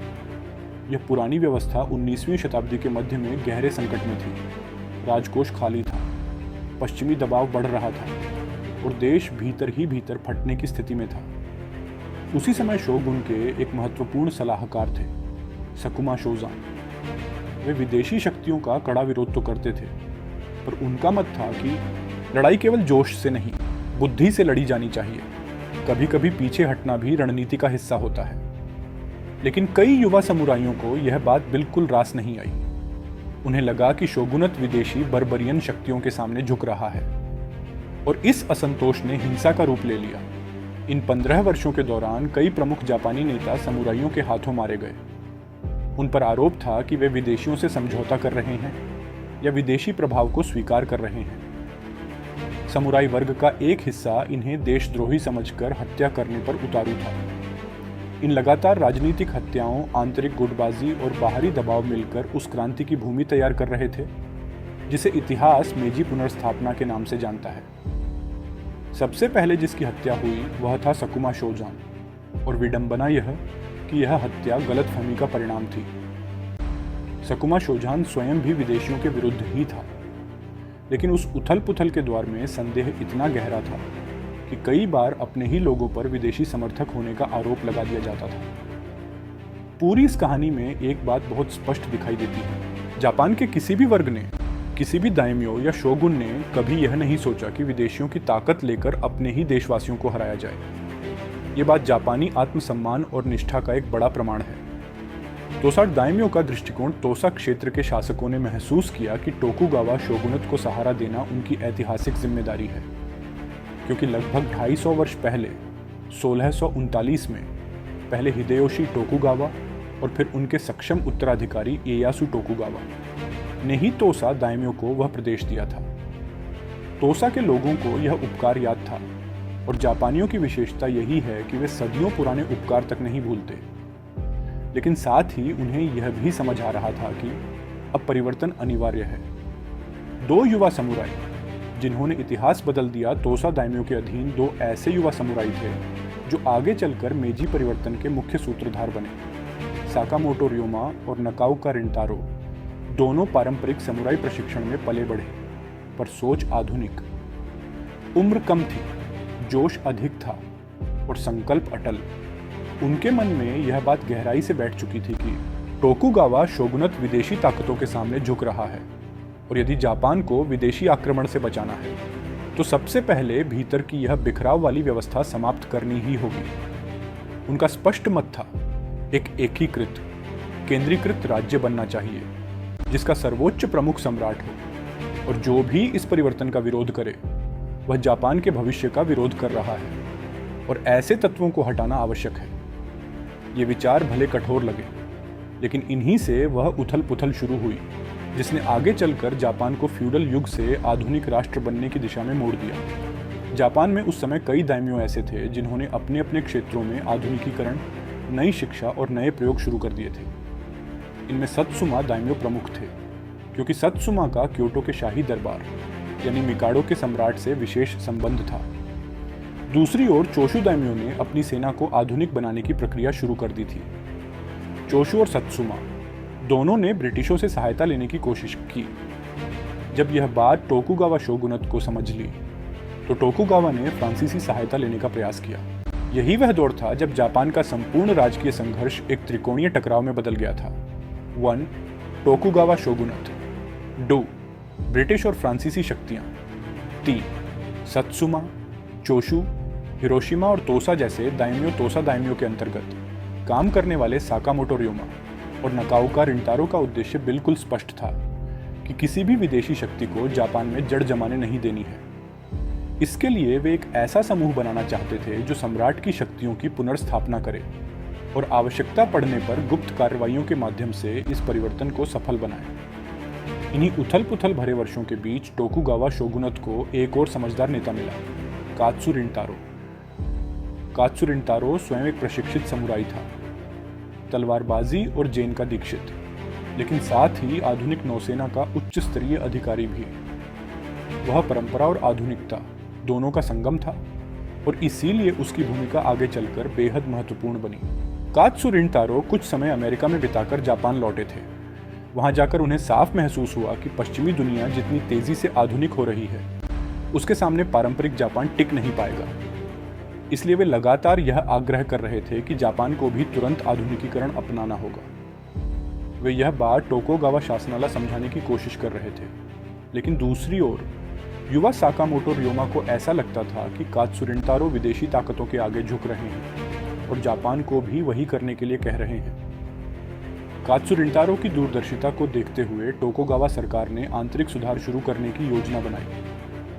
उन्हें समझ आ चुका था कि केवल पुराने तरीकों, दाइम्यों को बंधक रखने जैसी नीतियां अब काम नहीं करेंगी। शासन चलाने के लिए दाइम्यों को साथ लेकर चलना ही एकमात्र रास्ता है। इसलिए उन्होंने आधुनिक शिक्षा, प्रशासनिक सुधार और नई नीतियां लाने की दिशा में कदम उठाए। इन्हीं सुधारों के कारण साकामोटो रियोमा, जो उम्र में काफी युवा था, कात्सु रिंटारो का कठोर विरोधी बन गया। उसके भीतर यह विश्वास बैठ गया कि कात्सु जापान को गलत दिशा में ले जा रहे हैं और इसी कारण उसने तय कर लिया कि वह कात्सु रिंटारो की हत्या करेगा। योजना के तहत वह ईडो, आज का टोक्यो, पहुंच गया। समुराई होने के नाते उसने पहचान और सम्मान दिखाते हुए कहा कि उसे कात्सु रिंटारो से एक महत्वपूर्ण चर्चा करनी है। इसी बहाने एक शाम वह और उसका साथी कात्सु रिंटारो के निवास में प्रवेश कर गए। घर के अंदर घना अंधेरा था। तभी कात्सु रिंटारो को तलवार के हवा चीरते हुए चलने की हल्की सी आवाज सुनाई दी। समझते देर नहीं लगी कि कोई उन पर हमला करने आया है। अंधेरे में ही उन्होंने शांत स्वर में कहा, अगर आप मुझे मारने आए हैं तो मार दीजिए, लेकिन उससे पहले मेरी बात एक बार सुन ले, उसके बाद आपकी इच्छा। उनकी आवाज में जो स्थिरता, विश्वास और शांति थी वह साधारण नहीं थी। वह वही शांतता थी जो वर्षों की जन साधना से आती है। साकामोटो रियोमा उस समय थम गया और कात्सु रिंटारो की बातें ध्यान से सुनने लगा। साकामोटो रियोमा का जन्म 1835 में हुआ था, जबकि कात्सु रिंटारो उससे 12 साल बड़े थे। उनका जन्म 1823 में हुआ था। जब कात्सु रिंटारो ने कहा, अगर मुझे मारना है तो मारो, लेकिन पहले मेरी बात सुनो। मेरी बात सुनकर अगर तुम्हें मंजूर ना हो तो फिर मारना। साकामोटो रियोमा ने ठहरकर उनकी बातें सुनी। कात्सु रिंटारो ने समझाया कि तलवार और जाति व्यवस्था का सामुराई समाज का उच्च वर्ग वाला काल अब समाप्त हो गया है। अब जापान को आधुनिक बनना होगा, नई चीजें सीखनी होंगी। अन्यथा दूर से गोले और तोप खाने वाले उन पर हमला करेंगे, जो पुराने सामुराई सैन्य पद्धति से उनकी सेना का मुकाबला नहीं कर पाएंगे। इस समझाने से साकामोटो रियोमा का मन पूरी तरह बदल गया। जो पहले सम्राट के पक्ष में टोकुगावा को समाप्त करके एक संघ राज्य लाने का पक्षधर था, अब वह कात्सुरिनतारो के विचारों के समर्थन में खड़ा हो गया। कात्सुरिनतारो ने पाश्चिमात्य ज्ञान और आधुनिकता के अध्ययन के लिए एक संस्था की स्थापना भी की थी। इसका नाम था institute for investigation of barbarian books. इसका उद्देश्य उन विदेशी पुस्तकों और ज्ञान का अध्ययन करना था जिन्हें जापान में बारबेरियन यानी विदेशी समझा जाता था, ताकि जापान में आधुनिक शिक्षा और सुधार लागू किए जा सके। साथ ही दरबार में राजनीतिक गतिविधियां भी तेजी से चल रही थी। उस समय के दो मुख्य केंद्र थे, क्योतो जहां सम्राट बैठे थे और ईडो जहां शोगुन सत्ता में थे। वृद्ध हिदेयोशी सम्राट के बाद अब युवा सम्राट मात्सुहितो सिंहासन पर आए। मात्सुहितो एक ऐसे सम्राट थे जिन्होंने नए विचारों का स्वागत किया और आधुनिकता की ओर कदम बढ़ाने की दिशा में रुचि दिखाई। ऐसे परिवर्तन के समय अक्सर जीवन बहुत तेजी से बदलता है। इस तेज बदलाव के दौर में लोग अचानक मर जाते हैं और वारसों के लिए चुनौतियां पैदा होती हैं। मात्सुहितो इस समय जापान के भविष्य और नए युग के वारिस बने। टोकुगावा शासक परिवार में भी उत्तराधिकार का संकट पैदा हो गया। टोकुगावा इएमोची हिदेयोशी का 1866 से 1867 के आसपास निधन हुआ और अब प्रश्न उठा कि अगला शोगुन किसे बनाया जाए। दो नाम प्रमुख रूप से सामने आए, केई और केकी। शोगुन पद स्वीकारने के लिए सम्राट की तरफ से आधिकारिक वस्त्र और मान्यता मिलना आवश्यक था, इसलिए दरबार दो गुटों में बंट गया, एक केई के समर्थन में और दूसरा केकी के समर्थन में। केकी का व्यक्तित्व अत्यंत संतुलित, बुद्धिमान और कर्तव्यनिष्ठ माना जाता था। वह समझता था कि समय बदल रहा है और परिस्थितियों के अनुसार शासन व्यवस्था को भी बदलना होगा। ईदो के दरबार में पहले केई का पलड़ा भारी था, लेकिन धीरे धीरे वह कमजोर पड़ता गया। केई के समर्थकों में कात्सुरिनतारो जैसे लोग थे। बाद में कात्सुरिनतारो की भी हत्या कर दी गई और साकामोटो रियोमा को दरबार से बाहर निकाल दिया गया। कुछ समय बाद परिस्थितियां बदली और केकी शोगुन बन गया। उधर साकामोटो रियोमा तोसा प्रांत पहुंच चुका था और वहां से वह जापान को पूरी तरह आधुनिक रास्ते पर लाने की योजना बनाने में जुटा था। तोसा से ही उसने 8 सूत्रीय कार्यक्रम 8 पॉइंट प्रोग्राम प्रस्तुत किया, जो आगे चलकर इतिहास में बहुत प्रसिद्ध हुआ। इन 8 सूत्रों को पढ़ने पर ऐसा लगता है जैसे किसी घुटन भरी अंधेरी मध्ययुगीन कोठरी से अचानक उज्ज्वल ताजी हवा वाले खुले आकाश में आ गए हों। विचार इतने आधुनिक और क्रांतिकारी थे।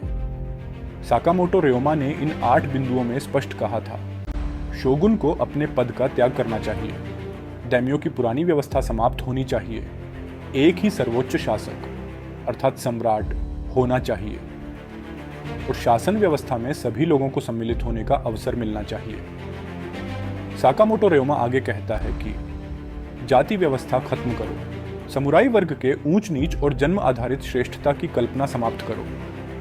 अब व्यक्ति का स्थान उसके जन्म से नहीं बल्कि उसकी योग्यता से तय होना चाहिए, और योग्यता तभी आएगी जब सभी को समान अवसर और आधुनिक शिक्षा मिलेगी। विज्ञान, तकनीक और आधुनिक ज्ञान सीखना अनिवार्य होगा। इसी के आधार पर शासन प्रणाली भी बदलनी चाहिए। रियोमा प्रस्ताव रखता है कि सम्राट के अधीन एक कौंसिल परिषद बने जिसमें 2 सभा हों, ऊपरी सदन अपर हाउस, पुराने दैम्यो निचला सदन लोअर हाउस, जनता में से चुने गए सर्वश्रेष्ठ प्रतिनिधि। ये शब्द ऊपरी सदन और निचला सदन 1860 के दशक में एक जापानी क्रांतिकारी द्वारा उपयोग किए गए। ये अपने आप में अद्भुत था।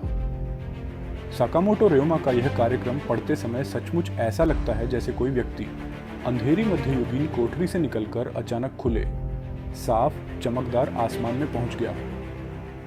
आगे कहानी में कुछ मोड़ आते हैं। सम्राट को टोकुगावा शासकों ने पहले ही विश्वास दिला दिया था कि पाश्चिमात्य दुनिया से सीखना ही जापान का भविष्य है। सत्सुमा दाइम्यो इस विचार से सहमत थे, लेकिन चोशु दाइम्यो इसका विरोध कर रहे थे। इसी विरोध के चलते चोशु ने शिमोनोसेकी जलड़ मरुमध्य से गुजर रही ब्रिटिश जहाजों पर हमला किया, उन्हें नुकसान पहुंचाया और लूटा। इसके बाद सम्राट ने आदेश दिया कि टोकुगावा सेना चोशु के इस विद्रोह को कुचल दे। सन 1866 में टोकुगावा सेना चोशु पर चढ़ाई करने पहुंची, लेकिन आश्चर्यजनक रूप से टोकुगावा सैन्य दल हार गया। क्योंकि चोशू नई तकनीक और आधुनिक हथियारों से सुसज्जित था। इस जीत के बाद चोशू का कद सम्राट के दरबार में बढ़ गया। साकामोटो रेओमा इस मौके का फायदा उठाते हुए सत्सुमा, तोसा, चोशू और हिरोशिमा इन 4 दाइम्यों को समझाने में जुट गया कि यदि तुम्हें टोकुगावा को हराना है तो अकेले अकेले नहीं बल्कि एकजुट होकर लड़ना होगा। क्योंकि टोकुगावा के पास शोगुन की सत्ता भी थी और अपने स्वयं के दाइम्यो क्षेत्र भी, इसलिए उनके पास आय, कर, सेना और प्रशासन सब कुछ था। एक एक दाइम्यो उनकी ताकत का सामना नहीं कर सकता था, लेकिन सभी दाइम्यों की संयुक्त शक्ति जापान का भविष्य बदल सकती थी। सत्सुमा और चोशू को एक साथ लाना उस समय सबसे बड़ी चुनौती थी, क्योंकि दोनों के बीच वर्षों से दुश्मनी चली आ रही थी। इनका एकजुट होना लगभग असंभव माना जाता था। इसी दौरान सम्राट ने टोकुगावा शासकों को आदेश दिया कि देश में मौजूद सभी विदेशियों को बाहर निकाल दिया जाए, लेकिन यह काम टोकुगावा सत्ता की क्षमता से बाहर था। दरबारी राजनीति के भीतर पहले से जारी 3 शक्तियों के संघर्ष का यह निर्णायक दौर था। अब अंतिम टकराव शुरू हो चुका था। इसी अंतिम टकराव में पहली बार सत्सुमा और चोशू आपसी विरोध भूलकर एकजुट हुए। इसके साथ तोसा की छोटी मगर प्रभावी शक्ति जुड़ गई और हिरोशिमा के दाइम्यो ने भी इस गठबंधन का साथ दिया। धीरे धीरे टोकुगावा शासन के विरुद्ध संघर्ष बढ़ने लगा। इस दौरान शोगुन का पद केइकी टोकुगावा के पास था। ऐसे समय में साकामोटो रेओमा ने दाइम्यो के इस गठबंधन को एक महत्वपूर्ण सुझाव दिया। शोगुन को स्वयं अपने पद से त्यागपत्र देने के लिए कहे। अगर शोगुन स्वेच्छा से सत्ता छोड़ दे तो युद्ध की नौबत नहीं आएगी। इसी समय एक दिलचस्प मोड़ आया। ब्रिटिशों ने दाइम्यो गठबंधन के प्रति झुकाव दिखाया। खासकर चोशू उनके संपर्क में थे, ताकि पता चल सके कि ब्रिटिश समर्थन मिल सकता है या नहीं। दूसरी ओर टोकुगावा शोगुन फ्रांसीसियों से सहायता की उम्मीद कर रहे थे।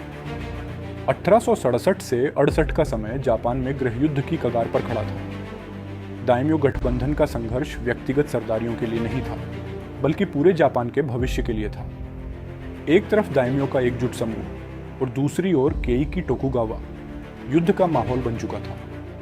लेकिन तभी एक अप्रत्याशित घटना हुई। केइकी टोकुगावा, जो एक ओर अपनी सेना को तैयार कर रहे थे, उन्होंने अचानक सम्राट के सामने अपना त्यागपत्र दे दिया। और त्यागपत्र देते समय उन्होंने एक महत्वपूर्ण घोषणा की। उन्होंने कहा, शोगुन होने के नाते मेरा कर्तव्य था कि देश को बाहरी शक्तियों से बचाया जाए और भीतर शांति बनाए रखी जाए। पिछले कई वर्षों में हम यह दोनों कार्य सही ढंग से नहीं कर पाए। यह सत्ता मेरे लिए नहीं, बल्कि जापान के कल्याण के लिए है। और जब यह जिम्मेदारी मैं ठीक से निभा नहीं सकता, तो इसे थामे रखना उचित नहीं। विदेशी शक्तियों का सामना करने के लिए अब पूरे देश को एकजुट होना होगा। राष्ट्रीय हित के लिए मैं पद त्याग रहा हूं। केइकी ने केवल पद नहीं छोड़ा, उन्होंने शोगुन की संस्था ही छोड़ दी, ताकि न तो ब्रिटिशों को दखल देने का अवसर मिले, न फ्रांसीसियों को। वे किसी भी तरह का बाहरी हस्तक्षेप या गृहयुद्ध नहीं चाहते थे। त्यागपत्र सौंपने के बाद वे शांतिपूर्वक होक्काइडो के एक क्षेत्र में चले गए। दिलचस्प बात यह है कि उनका सैनिक तैयारियां अभी भी जारी थीं, लेकिन देश में युद्ध न छिड़े। इसी सोच से वे स्वयं पीछे हट गए। क्योंतो में जो दरबारी राजनीति चल रही थी वह एक तरह से सुखद थी, तो दूसरी ओर यह देश के लिए एक बड़ा झटका भी था। साकामोटो रेओमा का गणित बहुत स्पष्ट था। यदि शोगुन टोकुगावा बिना युद्ध के अपना पद छोड़ दे तो यह सम्मानजनक मार्ग है, लेकिन जो नई प्रकार की राज्य व्यवस्था बनेगी उसमें भी टोकुगावा का कुछ न कुछ प्रभुत्व रहेगा, और यदि उस प्रभुत्व को हटाना है तो युद्ध अनिवार्य हो जाएगा। इसलिए केइकी टोकुगावा ने राजीनामा दिया और सम्राट के आदेशानुसार सैन्य कार्रवाई हुई। होक्काइडो के हासुमी इलाके में छोटी सी लड़ाई हुई। केइकी टोकुगावा खुद वहां उपस्थित नहीं थे। उनके जाने के बाद भी टोकुगावा सेना का मन पूरी तरह से युद्ध के लिए तैयार नहीं था। इस प्रकार 1868 में एक हल्की और सीमित लड़ाई हुई और टोकुगावा शासन का अंत हो गया। टोकुगावा ने अपने आप ही सत्ता छोड़ दी। अब सम्राट ही देश का एकमात्र प्रमुख बन गया। यह ऐतिहासिक दिन साकामोटो रेओमा ने नहीं देखा, क्योंकि वे इस समय जीवित नहीं थे। लेकिन इस पूरी परिवर्तन की प्रेरणा, आधुनिकीकरण का पूरा कार्यक्रम साकामोटो रेओमा की सोच और प्रयासों का ही परिणाम था। दरअसल 1867 में साकामोटो रेओमा और उनके दूसरे सहयोगी उनसे 3 साल छोटे नाकाओका रिंटारो क्योतो में थे। उनके घर पर रात में हमला हुआ अंधेरे में तलवारें चली। दोनों ने अपने समुराई तलवारों से प्रतिकार करने की कोशिश की, लेकिन उन्हें मार दिया गया। यह घटना 1867 की है। जो नया विचार, जो कार्य और आधुनिक सोच देश में आया, वह केवल साकामोटो रियोमा का नहीं था। यह पूरे जापान राष्ट्र का सामूहिक विचार था। साकामोटो रियोमा ने इसे शब्दों में व्यक्त किया और उनके सहयोगी नागाओका रिंटारो ने इसे आगे बढ़ाया। 1868 में जापान में एकजुट और एकसंध राज्य व्यवस्था स्थापित हुई। मात्सुहितो सम्राट बने और उन्होंने देश का नाम मेजी सम्राट रखा। ये वह क्षण था जब जापान ने आधुनिकीकरण और आधुनिक युग की ओर पहला कदम रखा। मेजी का अर्थ है प्रबुद्ध यानी एनलाइटेंड, और यह वही दौर था जब जापान की मध्ययुगीन समाज व्यवस्था और राज्य व्यवस्था समाप्त होकर एकसंध राज्य व्यवस्था और एकसंध समाज की स्थापना हुई। यह समाज समानता पर आधारित था और आधुनिक विज्ञान और तकनीक को अपनाने वाला था। यह सब सम्राट के आदेशानुसार हुआ। सम्राट ने जनता के सामने पहली प्रतिज्ञा ली, जिसे 1868 की प्रतिज्ञा कहा जाता है। इस प्रतिज्ञा में सम्राट ने जनता को निर्देश दिया कि वह अपने शासन को नए नियमों और सिद्धांतों के अनुसार चलाएगा। सम्राट ने कहा कि अब हमें पुरातन तरीके, जो लोगों को असमान मानते थे और जाति व्यवस्था आधारित भेदभाव करते थे, उन्हें समाप्त करना चाहिए। प्रतिज्ञा में एक वाक्य विशेष है, new government for which no one should feel ashamed, यानी ऐसी नई सरकार जिसका कोई सदस्य अपनी सेवा या भागीदारी पर लज्जित न महसूस करे। पुराने नियमों और परंपराओं में जिसने कितने साल सेवा दी, उसकी कोई लाज नहीं होनी चाहिए, लेकिन अब वह सब समाप्त किया जाएगा। इस नई व्यवस्था की प्रेरणा और मार्गदर्शन साकामोटो रियोमा ने दिया, जो स्वयं एक समुराई परिवार से था। उन्हें समझ में आ गया था कि समुराई का पुराना मध्ययुगीन सैन्य और जाति व्यवस्था वाला ढांचा अब टिकाऊ नहीं है और उसे बदलना आवश्यक है। सम्राट ने डायम्यो, स्थानीय सामंतों के अलायंस को भी समर्पण करने के लिए प्रोत्साहित किया। इस क्रम में टोकुगावा शोगुन ने अपने पद का राजीनामा दिया और सम्राट की अधीनता स्वीकार की। 1868 में सम्राट ने नई जापान की रूपरेखा प्रस्तुत की। अब कोई जातिवाद नहीं था। समुराई के विशेष अधिकार समाप्त किए गए और डायम्यो के कर वसूलने के अधिकार भी खत्म कर दिए गए। शिक्षा और आधुनिक संस्थानों की स्थापना की गई। समुराई परिवारों को अस्थायी वेतन दिया गया, लेकिन यह केवल उस समय के लिए था ताकि वे अपने पैरों पर खड़े होना सीखें। यही वह आधार था जिसके ऊपर जापान का उद्यमशील समाज खड़ा हुआ, और वही अब के महान जापानी उद्यमियों के घराने बने। मित्सुबिशी, मित्सुई, सुमितोमो, यासुडा, जो पहले समुराई परिवार से थे और अब आधुनिक जापान के आर्थिक स्तंभ बने। 1868 में सम्राट ने समुराई परिवारों को स्पष्ट निर्देश दिए, आपके पुराने विशेषाधिकार अब समाप्त कर दिए गए हैं। कुछ समय के लिए आपको एक स्टाइपेंड, वेतन मिलेगा, लेकिन उसके बाद आपको अपने पैरों पर खड़ा होना होगा। आपको उद्योग और व्यापार सीखना होगा और आत्मनिर्भर बनना होगा। यहीं से जन्म हुआ जाइबात्सु का समुराई परिवारों से विकसित उद्यमी घराने। इन घरानों ने जापान के आधुनिक व्यापार और उद्योग की नींव रखी। इसका सबसे उत्कृष्ट उदाहरण है इवासाकी परिवार, जिन्होंने मित्सुबिशी की स्थापना की। इवासाकी तोसा डायम्यो के क्षेत्र में स्थित थे और इसी से विकसित हुआ जापान का प्रख्यात मित्सुबिशी समूह, जो ऑटोमोबाइल, टेक्नोलॉजी और उद्योग के क्षेत्र में अग्रणी रहा। अध्ययन करने पर यह स्पष्ट हुआ कि व्यापार और युद्ध में बहुत समानताएं हैं। युद्ध में जैसे क्षेत्र जीतने और प्रतिस्पर्धियों को हराने के लिए रणनीति बनानी पड़ती है, वैसे ही मार्केट में भी जीतने के लिए योजनाएं बनानी पड़ती है। युद्ध की तरह व्यापार में भी अटैक और रिट्रीट की रणनीति, संसाधनों का वितरण और अपने सैन्य यानी संसाधनों का प्रबंधन करना पड़ता है। लेकिन अब युद्ध केवल तलवारों का नहीं है। ये व्यापार, उद्योग, वाणिज्य, विज्ञान, तकनीक और कला का युद्ध है। जापान ने यह सीखा कि हर क्षेत्र में अपनी प्रतिभा और क्षमता का पूरी तरह उपयोग करना होगा। यही वह दृष्टिकोण था जिसने इवासाकी और मित्सुबिशी जैसे जाइबात्सु परिवारों को सफल बनाया। ये परिवार अब जापान के आधुनिक उद्योग और व्यापार के प्रतीक बन गए। जापानी सरकार ने केवल कारखाने ही नहीं खोले, बल्कि उन्होंने आधुनिक अर्थों में कहें तो पब्लिक सेक्टर अंडरटेकिंग को बिना किसी लिबरलाइजेशन के दबाव के संचालित किया। इन उद्योगों को एक निश्चित स्तर तक चलाने के बाद उन्हें आगे जाइबात्सु परिवारों को सौंप दिया गया। इन उद्योगों में भ्रष्टाचार के मामले भी कम थे। पैसों की अदला बदली या अन्य भ्रष्टाचार के मामले बहुत कम सामने आए। लेकिन इसका मतलब यह नहीं कि जापान के राष्ट्रीय हित या देशभक्ति को किसी भी तरह से नुकसान पहुंचा। 1868 में सम्राट ने प्रतिज्ञा ली और कहा कि अब सभी को समान स्थान मिलेगा। अब सभी पदों और अधिकारों की मापदंड गुणवत्ता होगी। इसके तहत बाइकैमरल संसद, द्विसदनीय का गठन हुआ, अपर हाउस। इसमें पहले के सभी सरदार और दायमियों शामिल थे, लेकिन उनकी पदवी और कर रद्द कर दिए गए।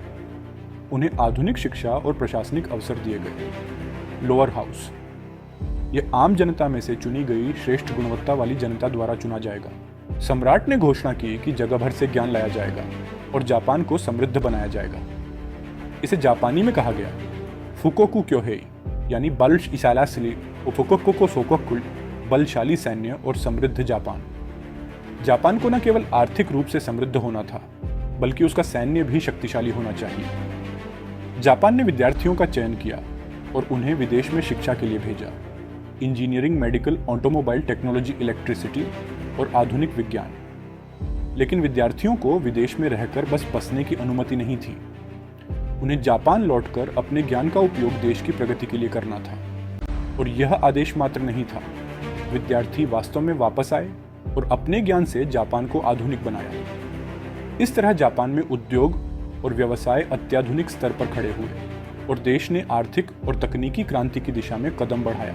1869 से 95 तक, यानी केवल 25 वर्षों में जापान पहले से ही एक वैश्विक शक्ति बन चुका था।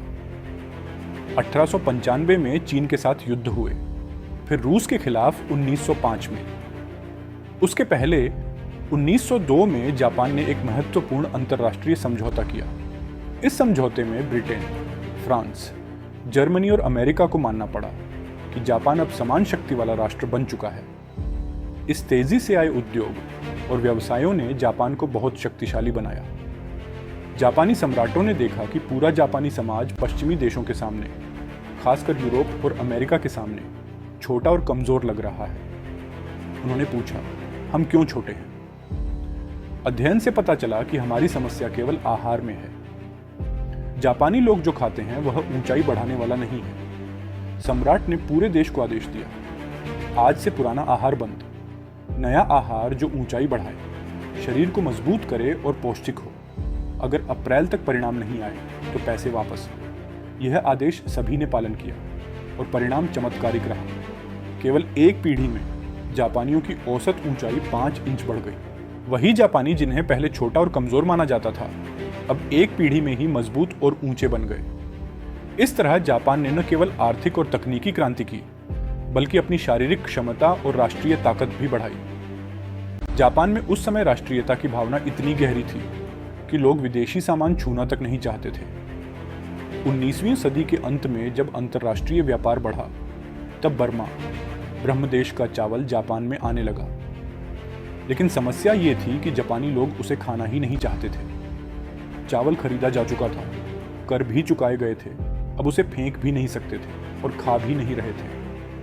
तब एक अनोखा समाधान निकाला गया। सम्राट का एक दृश्य फिल्माया गया जिसमें वे बर्मा का चावल खाते हुए दिखाए गए। यह वीडियो पूरे जापान में दिखाया गया और जैसे ही लोगों ने देखा कि सम्राट खा रहे हैं तो हम क्यों नहीं, पूरा राष्ट्र उस चावल को खाने लगा। इस घटना ने एक बात साबित कर दी, जब देश एकजुट होता है तो सबसे मुश्किल चुनौतियां भी आसान हो जाती हैं। लेकिन हर चीज के दो पहलू होते हैं। राष्ट्र एक संध तो हुआ, पर साथ साथ शिंतो विचारधारा यानी सैन्य और युद्धक मानसिकता भी समाज में बढ़ने लगी।